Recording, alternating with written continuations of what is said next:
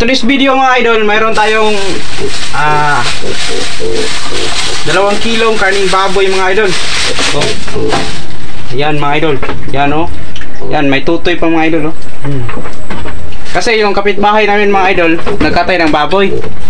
Tapos kumuha ako ng 2 kilo. Ito. Yan. Actually mga idol, masarap talaga ito mga idol.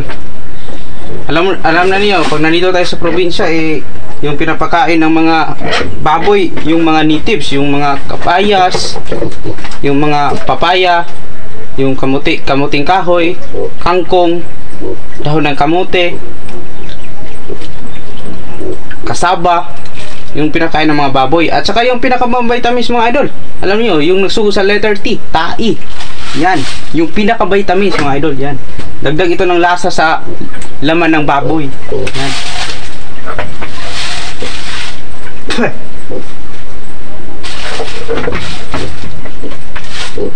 Yan. Ito yung kitchen namin sa bahay kubo namin mga idol. Yan.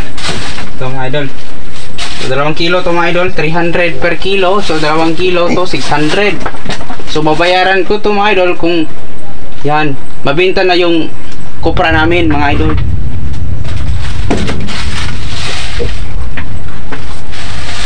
Yan.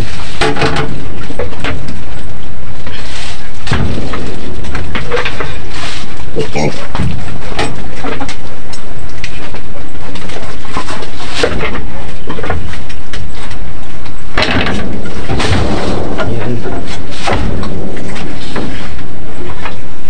So may malaking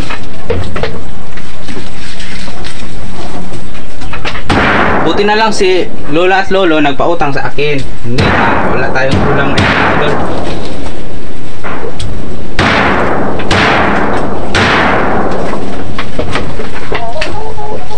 Ito mga idol.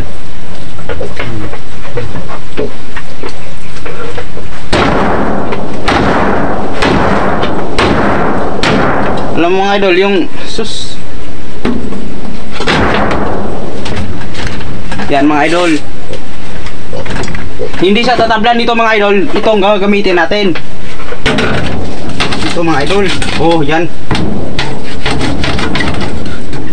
Kung hindi.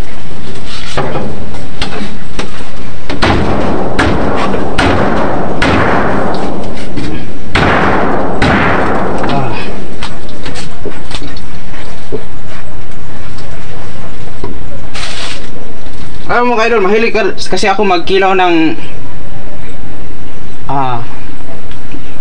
karning baboy. So yung kilawin. Ngayon mga idol, abangan niyo sa part 2 mga idol. Magkilaw tayo ng literal na kilaw na karning baboy. Yung nilagyan lang ng suka. Abangan niyo mga idol sa part 2. Pero mga idol, huwag niyo kalimutan mag-follow, mag-subscribe sa ating YouTube channel at saka sa ating Facebook account, Facebook page.